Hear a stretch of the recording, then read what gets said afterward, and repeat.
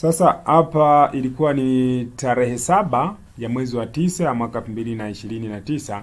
Nilikuwa katika ujenzi wa kanisa moja kubwa kabisa la Romani. Hili ni kanisa la Romani, ni kubwa sana, na hao unavyoona ni vijana wakazi wasaidizi tunaita. Pana mafundi hapo na pana vijana tu wengine wakazi wa vibarua.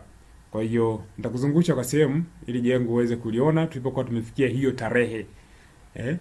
Tulipokuwa tumefikia hiyo tarehe. Kwa hiyo ni jengo kubwa kama unavyoweza kuliona, na lina uwezo wa kuchukua waumini 500 wakiwa wamekaa. Hao ni waumini, tofauti na wale watakaokaa madhabahuni, ni tofauti na wale wa madhabahuni. Kwa hiyo hawa ni waumini. Kwa hiyo eneo lote tunakuwa nakuonyesha ni eneo la mbele, na huu ni mlango wa ubavuni, na huu ni ubavu mwingine. Unapolitazama hilo kanisa ni ule mkono wa kushoto.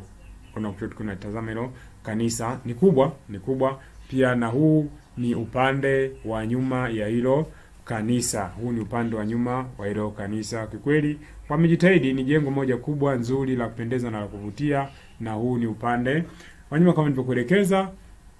Sasa tunaenda kuonyesha na upande mwingine wa kulia mwa hili jengo la kanisa. Kwa hiyo lengo ni kuonyesha tu tulivyokuwa tumefikia hatua ambako leo, wakati tukiwa tunaendelea taratibu. Na huu upande ndio wa kulia ambapo nilikuonjea kwa wale vijana na mafundi wapo hapo wanaendelea na kazi. Kwa hiyo nadhani ni hivyo tu. Asante kwa kunisikiliza na karibu tena. Ukitaka kufanya kazi na mimi, namba ndio hizo unazoziona. Shukrani na karibu sana kwa muda wako.